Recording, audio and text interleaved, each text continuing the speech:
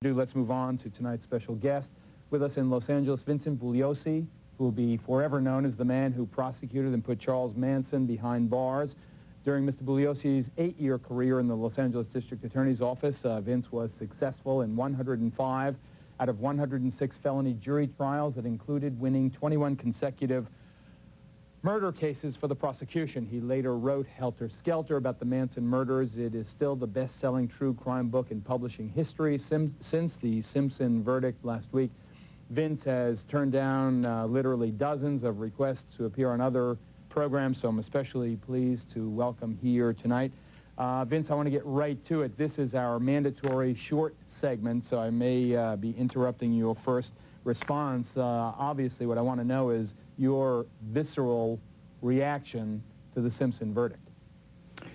Well, Geraldo, I'm almost too disgusted to talk about it. In my opinion, there's absolutely no question whatsoever of this man's guilt, but yet he's able to walk out of court a free man with a smile on his face. He'll probably be playing golf or tennis in a couple days while his two murder victims are decomposing in their graves. I think it's a terrible, terrible miscarriage of justice here, one of the darkest days ever for American justice. And Simpson now has the audacity to act like he was the one that was being put out. He's putting pressure on the LAPD to find the true killer. I'll say this about Simpson. He's elevating audacity to symphonic and operatic levels.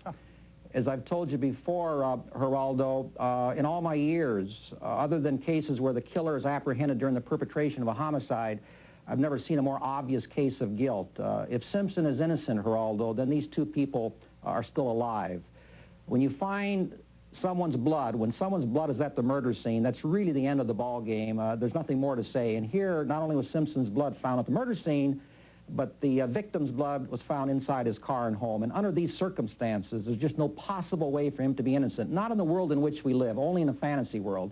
Yet this jury, Geraldo, apparently gave no weight to the tremendous amount of incriminating evidence and bought into this preposterous defense argument that Simpson was being framed by the LAPD because he was black, the so-called race card issue. There was no frame-up here, and there was no real racial issue other than a manufactured one. The Rodney King case, obviously, was a racial case. This was simply a case, Geraldo, of a black man murdering his former wife and male companion, nothing more, nothing less. The defense, showing no concern or respect for the black community, used them cynically and blatantly to their long-term detriment just to help their client, who incidentally, I think we can say is black in color only. Here's a guy, Geraldo, who turned his back on the black community many, many years ago. He's never been associated with black causes. He married a white woman. He moves exclusively in the white corporate world. A couple years ago, he joined a country club in New Jersey, a golf club, had never had a black member in over 100 years.